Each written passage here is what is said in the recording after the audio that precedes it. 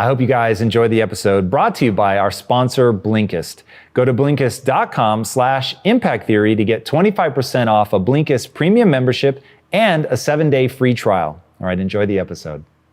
Hey everybody, welcome to another episode of Impact Theory. I am here with Rich Diviney, who is an extraordinary former Navy SEAL commander and author of an incredible new book called The Attributes, the 25 hidden secrets drivers, 25 hidden drivers of optimal performance. I knew I'd get there in the end, Rich. Yes, drivers. But secrets is good too. But dude, the whole concept behind the book is really incredible. I'm obsessed with. I would have, before reading your book, of course, said peak performance. I love the shift that you make to optimal performance. We'll certainly get into that. But one of the attributes that you talk about in the book that I found really interesting, that compelled you as part of the cocktail of your own brain to want to be a Navy SEAL, which was narcissism, in your own words, by the way. I'm not calling you that. Yeah. And you talk about how some of these attributes may have a negative connotation, but can actually be pretty powerful.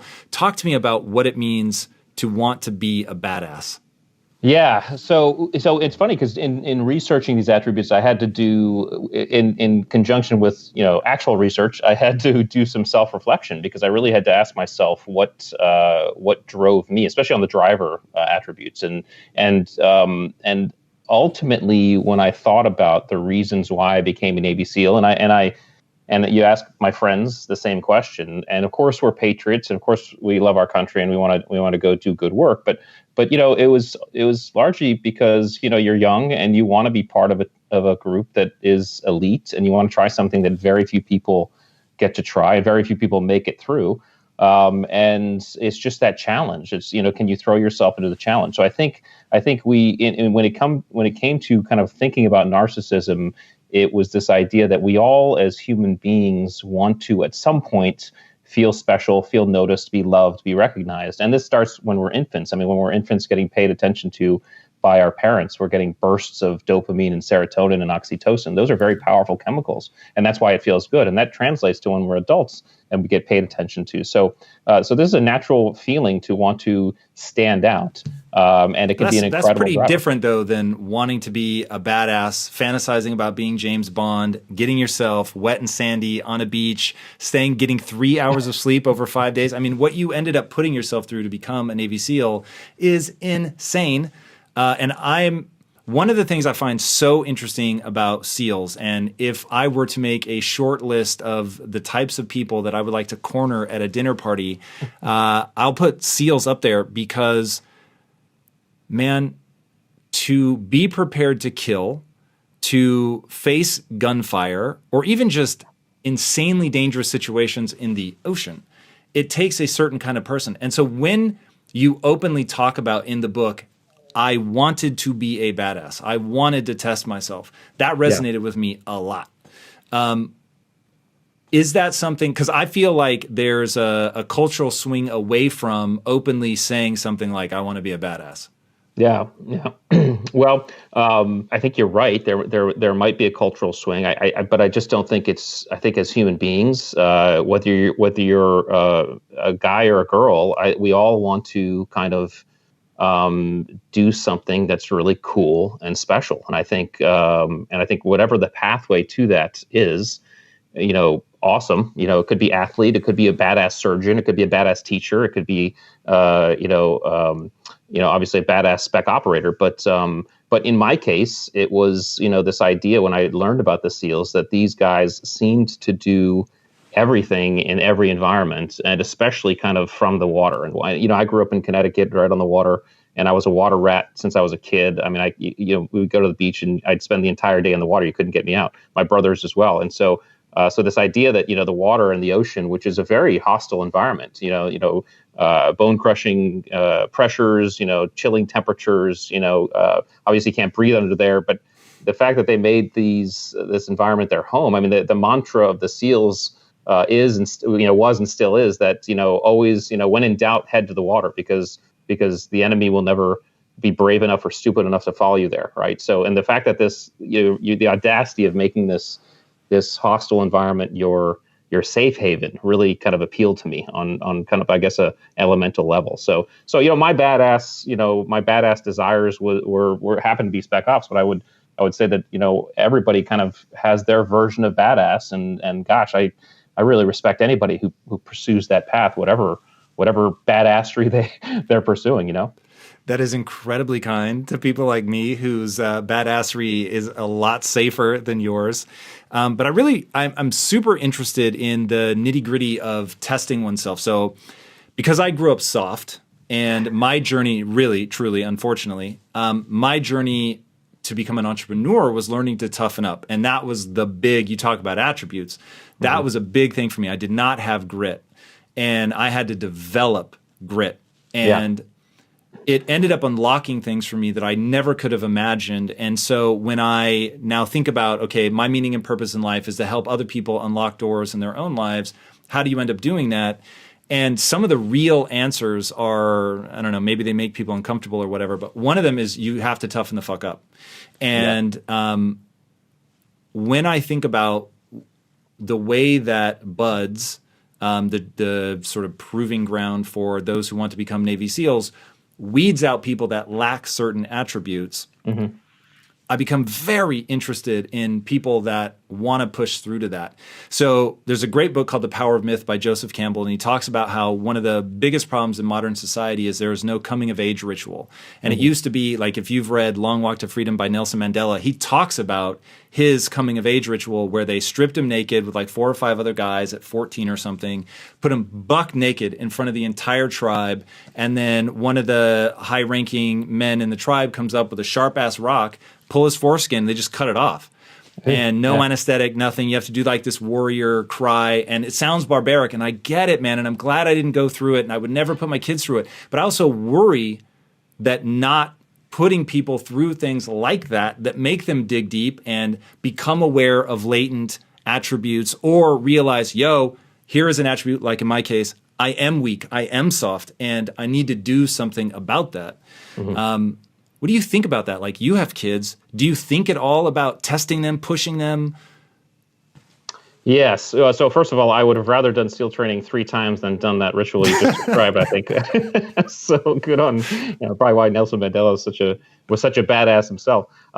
It's a really good question. I think it comes down to the subjectivity of challenge. I mean, it's really ultimately challenge. How are you challenging yourself? And I think, SEAL training is certainly an extreme version of that. But, when I think about my kids who are, teenagers now, I think I've always thought in terms of allowing them to find their own challenges. Now, sometimes that happens a little bit more naturally. Some kids are more predisposed to go and seek challenges and kind of break through them than others. And I see that difference sometimes in my own kids. And so I think it was one of the reasons why I wanted to break kind of grit down into its elemental factors, and in the book, as I've broken grit down into 4 attributes, because everybody kind of always talked about grit as an attribute. And it didn't make sense to me that it was an attribute on its own. And of course, Angela Duckworth wrote a great book called Grit, and she says kind of the same thing. It's not just one thing. And so when you look at the 4 attributes, and I break it down to courage, perseverance, adaptability, and resilience, it's really kind of the reason why I wanted to do that was try to help people look at those 4 elements and those 4 attributes and understand that they can practice each one of those separately if they want to, together if you want the whole thing. But even practicing them separately helps with grit. And the good news is, and I would imagine this is the case for you if you really thought about it, most people aren't low on all 4 of those. You can actually probably pick 1 or 2 that you're actually pretty good on, and you may have to say, well, I need to work on or develop a couple, maybe 2 of them, right? That really helps that task. It helps someone say, what, I'm not as bad off as I might be, but human beings are gritty. I mean, we are, just the idea of us going from cave dwellers to space explorers proves that we are. And a lot of times we're thrown into challenges we don't expect, and we find that grit. But I would offer, if you are in a position where you have not explored your grit and you want to, or you're in a position where you have kids that you're concerned that they may not be, I would come at it from those 4 attributes. How can you practice courage? How can you practice adaptability? How can you practice perseverance? How can you practice resilience? here's the great news for all of us, Tom, is that we just came out of a year where all of us practiced that, because I talk about this, SEAL training is incredibly tough. So you go through SEAL training, and the way you quit SEAL training is you ring the bell. You have to ring the bell 3 times if you want to quit.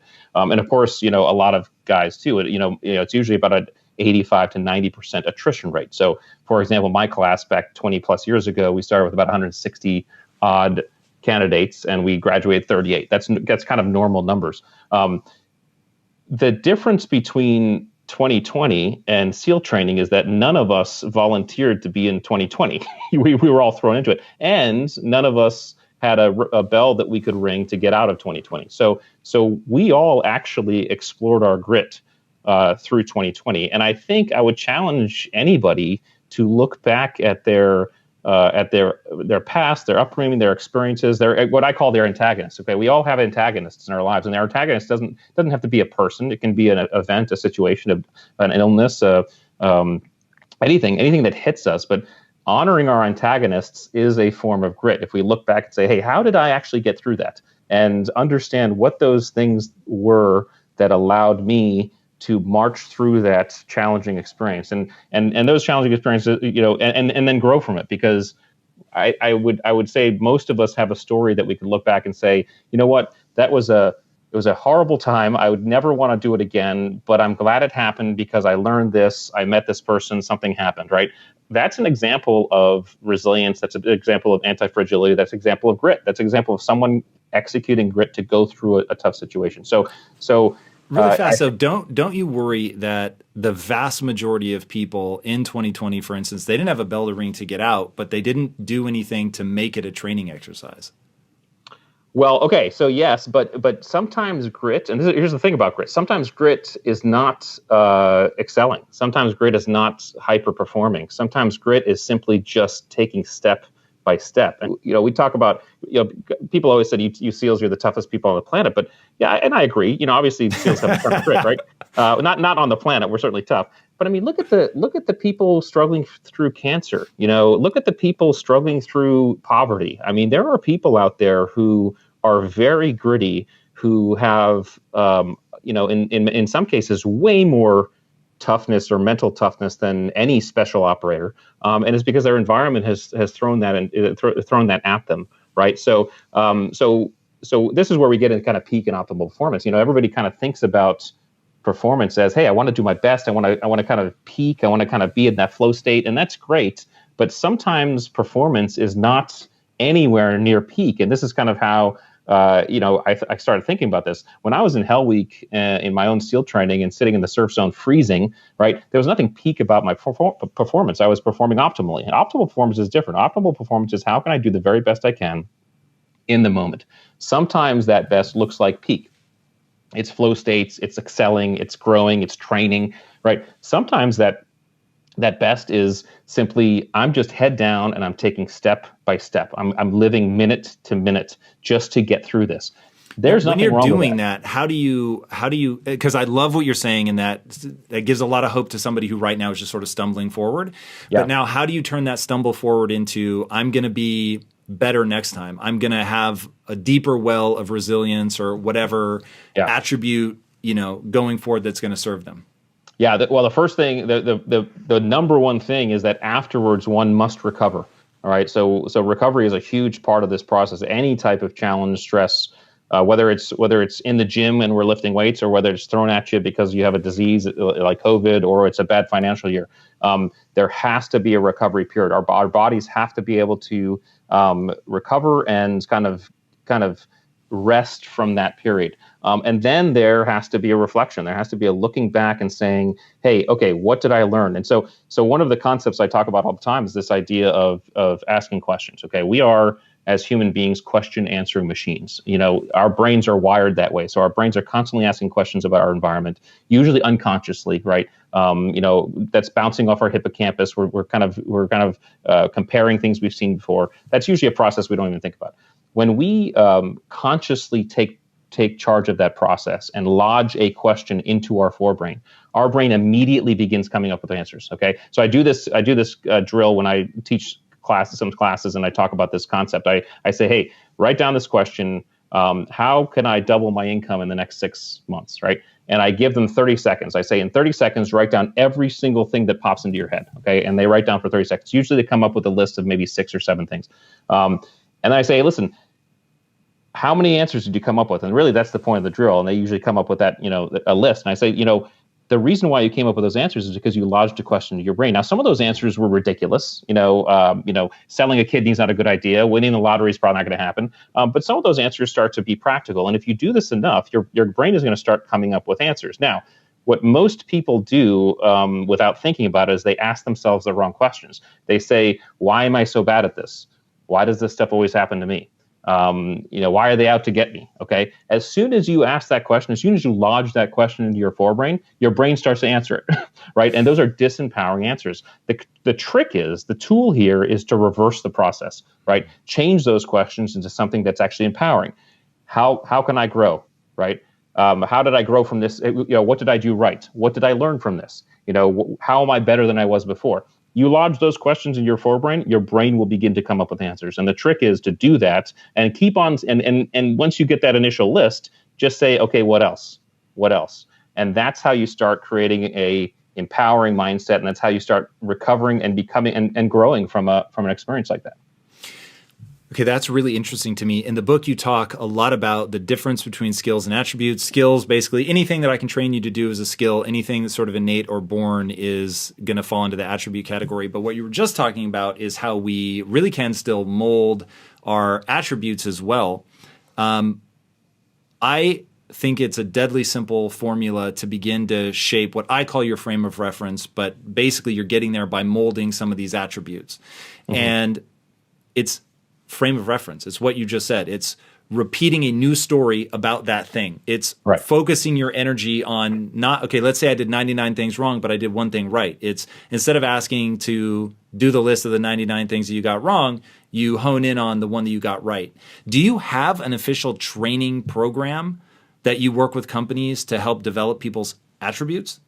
Well, so yes, I've developed a program where I help companies and teams first figure out their attributes. So step number 1 is figure out the attributes. Now, I would say if we're talking at an individual level, we all have all of the attributes. The difference in each one of us is how much of each attribute we have, right? So if you say you're on a level of 1 to 10, where 1 is low and 10 is high, you say you're a level, say 4 or 5 on courage, and I might be a level 7 on courage, right? There's no judgment there. It's really just how we show up. Okay, so as an individual, it's okay. Where do I stand on my attributes? When we start talking about businesses and teams, it becomes much more contextual, because the list of attributes required for a SEAL team, for example, is going to be different than the list of attributes required for an HR team or a sales team or a group of nurses, right? So step 1 is figure out what attributes you need for that team. And then step 2 is say, okay, what are our gaps? Which attributes do we place in high importance, and which of those ones do we need, and which ones do we need to develop, right? So that's step number 1. And then if you want to develop, obviously that gives you a great opportunity to hire specifically for those attributes, which is a great thing to do. And then you also can develop it. You can put yourself into situations, create environments where you kind of train and develop those. Training and develop an attribute can't be done the same way as a skill. It's going to take self-direction. It's going to take self-motivation, and it's going to take a deliberate step into discomfort, because you're going to have to step into a zone where you're kind of wired not to go. If someone wants to develop their patience, for example, because they're impatient, they're going to have to place themselves deliberately into situations that test and develop their patience. It's going to have to be a conscious effort. So developing attributes takes work, and it has to be self-directed. I can't, like a skill. I could sit down and teach you, Tom, how to shoot, right? Shooting's a skill. I could teach you how to shoot and hit a bullseye within probably a half day. Okay, that's a skill. I can't sit down and teach you courage, or I can't sit down and teach you adaptability. That's something you have to decide, I want to learn, and then throw yourself deliberately into those environments. Because the process is like what you outlined, it's exposure and reframing, and that's why it can't be taught? Well, I'd say exposure, reframing, and deliberate effort, right? So in other words, if I want to develop my courage, I need to deliberately expose myself to things that make me afraid, right? Because there can't be courage without fear. So things that deliberately make me afraid, reframe it so that I can actually accept it better. and then move into it, and then kind of do that over and over. So I think it's those three things. That's interesting. How does that tie into? I know you've done. I know you've looked deeply at PTSD. I don't know if you've done work in that or worked with those people, but I'm very curious to know if you're aware of, like, is there a way to back people out of PTSD through a similar exposure? Like, one of the things that I know to be true about fears, anxieties, phobias is that what you're not trying to get to the point where you've experienced it so much that you aren't fearful anymore. You're trying to get to the point where you're brave in the face of that fear response. And so I don't know if there's anything like that at play at PTSD, if PTSD is this whole own animal, but that seems like something has gone completely haywire. How do we use this process to back out of that?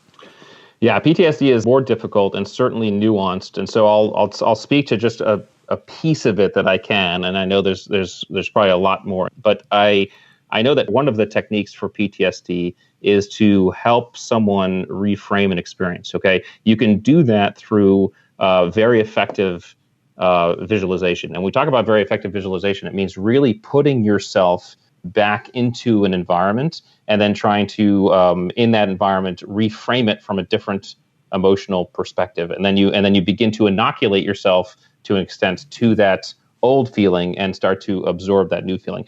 That is a very difficult process, and I'm certainly not.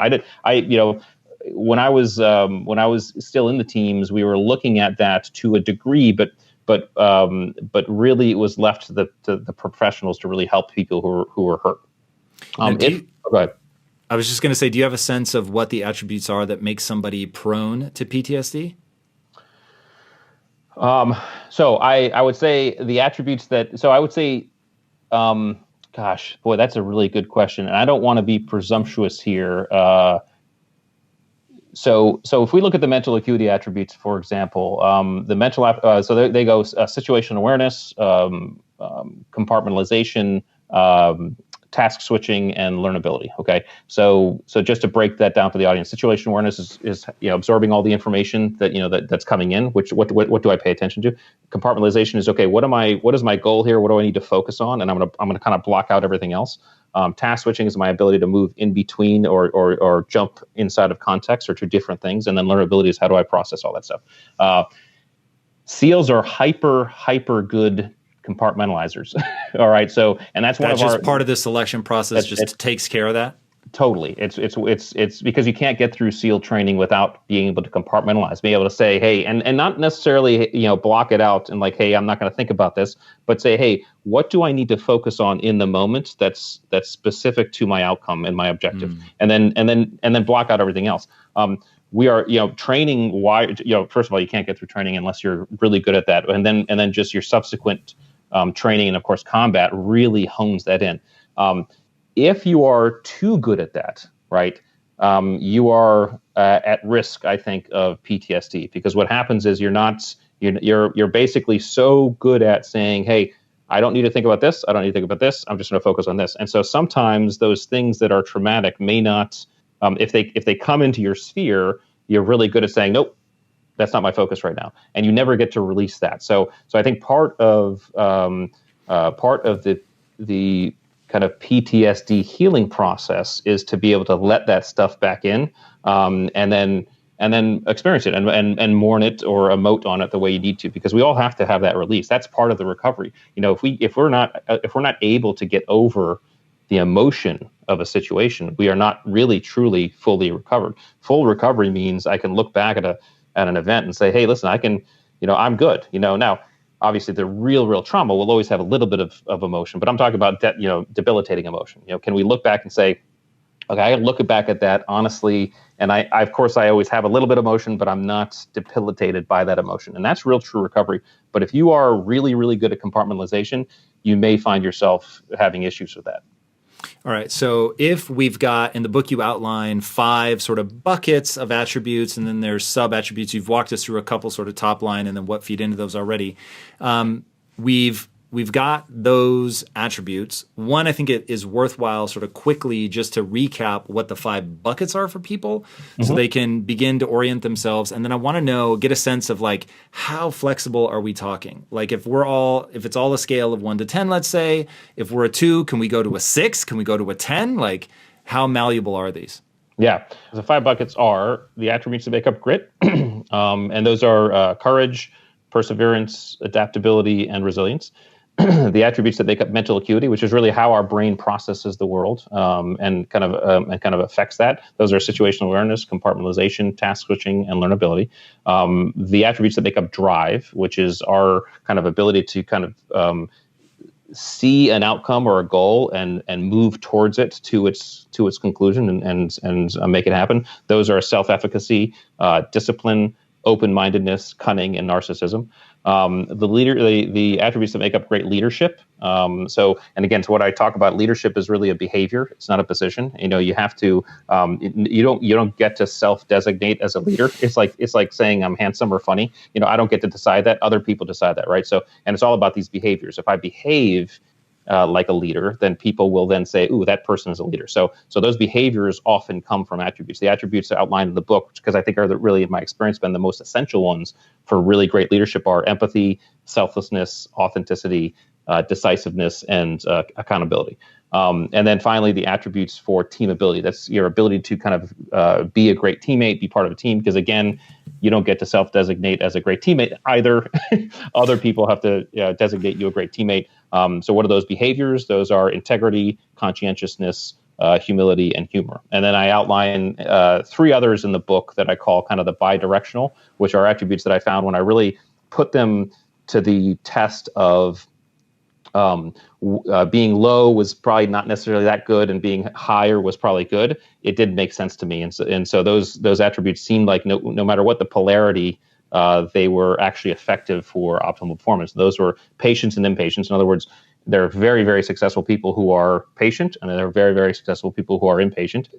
Fear of rejection or insouciance to what people think. I don't care what people think. So there are very successful people who have a fear of rejection, so they push themselves because they don't want to look bad. And then there are very successful people who are like, I don't care what anybody thinks. I'm just going to do my own thing. And then finally, competitiveness and non-competitiveness. So very successful people who are competitive, and there are very successful people who are non-competitive. So those are kind of the bins. Those are the 25 really. In terms of development, I would hypothesize, and I have to just hypothesize because everybody's different, but I would hypothesize that if you are, no matter where you stand on an attribute, if you are committed enough, I believe you can get as high as you want to be. It just takes, like I said, it takes some real work and effort, and you may not get to be unconsciously competent, right? You may have to always think about it to really make it work. You may not get to be automatic, but I think you could get pretty high on any one of them as long as you put the work in.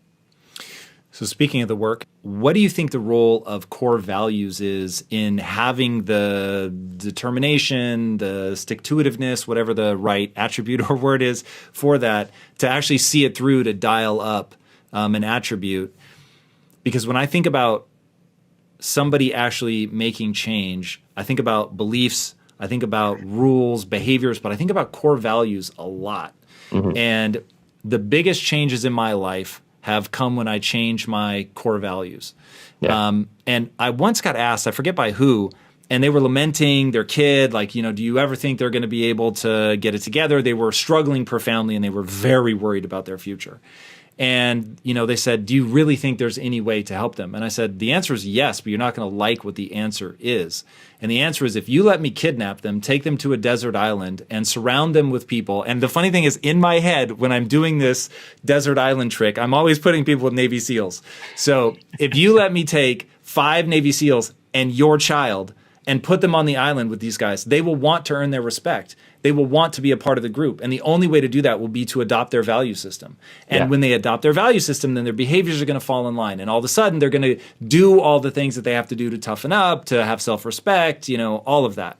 Yeah. And I think that will work not frequently. I think it will work every single time. Because what that will do to your core values just to fit in. Do you think I'm crazy? Does that make sense? No, it totally makes sense. In fact, I would say that one of the things I've always wanted to do, and it seems like it's been like this since I was in high school, is I've always wanted to try to surround myself with people who I thought were better than me. And in doing so, it allowed me to really up my game. And, I never thought about it in terms of changing my core values. That's a really cool theory that I probably have to think about a little bit more. But I do know, just on an elemental level, this idea that I did want to fit in. I did want to succeed. And so it was kind of like there were people you could model. And it's almost like, we play a video game and, you start at level 1. And as you get better, you get to level, 15. Okay. And then suddenly you die and you have to go back to level 1. And level 1 seems easy. Okay. And it's because you've gotten used to the pace and the speed of level 15. And I think that's what putting yourself around people who are better than you. And I say better. I mean, you could define that in any word. I mean, people who humble you, make you feel like, oh my gosh, I got to step up my game. And I tell you, Tom, that happens to me all the time. It still happens to me. I mean, I'm constantly looking at places and people saying, okay, I'm throwing myself into this thing I don't know a lot about. And I look around me, I'm like, man, these people know so much more than me. They're better than me. Even when I was still in the teams, it was happening all the time. And whenever I feel that way, I get excited because I say, you know what, I'm going to learn something. I'm going to get better. I'm going to step up. And so I think it's a really powerful tool and technique. And yeah, if it happens to, I'd have to really think about if it changed my values or did just kind of, or did it maybe take my values and allow me to amplify the ones I hadn't been using. I will say you're probably at a point where your value system is already so constructive that you probably don't need a shift of core values. That example, the desert island example, is about somebody whose core values are so disturbed, they're so ineffective that that's the core change that they need. But I don't think anybody is beyond sort of getting their head around a set of values, beliefs, identity statements that will point them in the right direction. But I'm not surprised that you sort of can feel maybe there's value in there somewhere, but that's not exactly what's happening to you anymore. That's really interesting to me. When you were going through that, and I was like, is he about to say that he gets excited? Is he when you meet people that know so much more than you, or are you daunted by that? That to me is a pretty big litmus test for whether people are going to struggle in life or not. Mm-hmm. Because if when you're the sort of lowest on the totem pole, you realize this is a huge world and you get excited about, whoa, I can add to my potential, I can grow. Obviously, that's going back to Carol Dweck's book, Mindset. She talks about people that meet a challenge with excitement, they're going to do a lot better than somebody who meets that challenge with apprehension. Are there other little markers like that? Like you, given your time in the SEALs, given that you spent a lot of time helping the SEALs develop training to identify who is going to work, and obviously the book Attributes is sort of born of your analysis of what makes some people succeed and some not. Are there like core attributes that I'll lump into something like the universal attributes of success? Like, is there a small cocktail of things that we should all go like, hey, these 5, get good at these? Yeah. So again, a great question. I think, there's so many different genres inside of which one can be successful. And I think one of the first things to remember, it's one of my favorite Einstein quotes is that it goes something like, you can, everybody's a genius, but if you ask a fish to climb a tree, he'll spend his entire life thinking he's an idiot. And this speaks to this idea that we all have lanes that we probably excel in. We just have to find those lanes. So in lieu of that, I would say one of the most important success attributes is open-mindedness, and because open-mindedness also breeds curiosity. And if we are open-minded and curious, we are generally in a great position to find those lanes inside of which we will excel. I'll be honest with you, there is nothing about my attribute list that would allow me to excel on a football field, or on a basketball court, or in the medical on a medical team as a surgeon. Okay, it just, those aren't my lanes. But the curiosity and the discovery process allowed me to find my lanes. And I think if if people have open-mindedness and curiosity first, they're at a great position. So that's one. I think courage is a key one, because our ability to step into fear, right? So the fascinating thing about courage is that courage could not exist without fear, and fear is really the combination of two things. It's the combination of uncertainty and anxiety. You can have either one of those components on their own, and you're not going to have fear, right? So you can be anxious, but not uncertain. That's like, I'm nervous about the presentation I have to give in front of the boss, next Wednesday or whatever. That's, I'm anxious, but I have to give a presentation. I know the presentation. I'm just anxious, right? So and there's no fear there. You can have uncertainty without anxiety. That's every kid on Christmas Eve, right? So, but when you combine the two, you create fear. Now, when fear starts to show up, we've all learned about the fight flight, the autonomic response, the amygdala kind of kicks in. And what happens is we're left with these two choices. Do we fight, which is move into the fear, or do we flight? Do we retreat from the fear? Freeze, it turns out, is really just an oscillation, between the two. So it's really those two. If you choose to step into your fear, a specific switch in your brain gets clicked, right? And when that happens, you get a dopamine reward, right? Which means we get a flood of, hey, this feels good to step into this fear. Now, this doesn't mean we've reached our goal. It doesn't mean we're complete with it. It means every time we take a step, we're getting this dopamine reward. So I think those people who are higher on the courage scale tend to step into that fear, tend to step into that fear a little bit more often than someone who's a little less. And they understand, they feel that excitement, they feel that pleasure of doing that, of taking those steps. So I think courage and open-mindedness.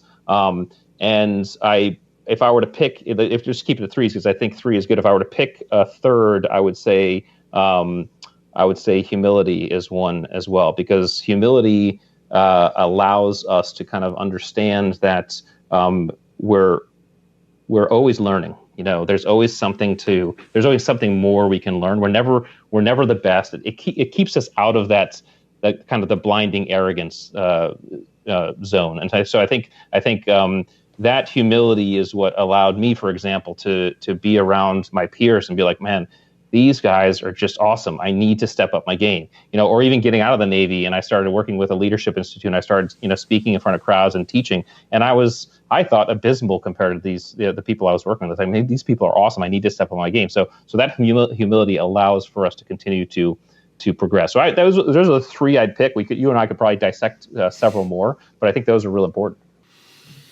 Man, it's really incredible the way that you've bucketed this out into attributes to give people a roadmap for ways that they can shape their own lives to do, whatever it is that they want to do, to work backwards and say, okay, this thing I want to do, what attributes does it take?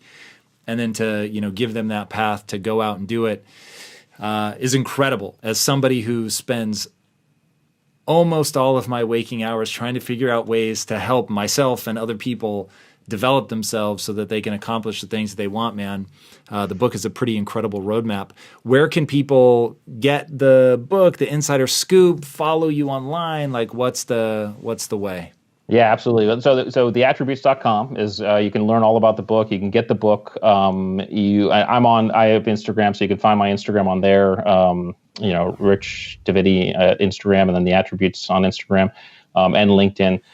The cool thing about the website is that we also offer a free assessment tool. So you can go to the website and you can take an assessment that tells you, you can take grit, mental acuity, where we should have drive should be up now as well. But grit, mental acuity, drive, and you can take an assessment, and it tells you, it'll give you some scores as to where you fall on each of these attributes. Now, the caveat to that is that it's going to be a snapshot, right? What we did is we set up these questions, we polled about 1,000 people globally. So we had about 1,000 people's worth of data. So when you get that result, if you're like a 6 on adaptability, that 6 is as compared to 1,000 people. So someone has to get those scores and then really do some self-reflection and say, okay, what does that mean for me? Does that fit? Put that in experience. But you can at least get a snapshot of where you stand on the attributes. And then there are also some workbooks that you can get that allow you, if you want to develop an attribute, some guided, it guides you on how to develop each attribute. So they can get all that on the website and check it out. But yeah, I certainly appreciate the kind words and the support. No, man, for sure. And I highly recommend that people do that. And thank you for taking the time to write this stuff out. Obviously, hard-won knowledge. So that you share it and make it easy for others is really pretty extraordinary. Guys, speaking of things that are extraordinary, if you haven't already, be sure to subscribe. And until next time, my friends, be legendary. Take care. Hey everyone, there's no way to build an empowering mindset or get ahead in business without constantly learning and accessing new information.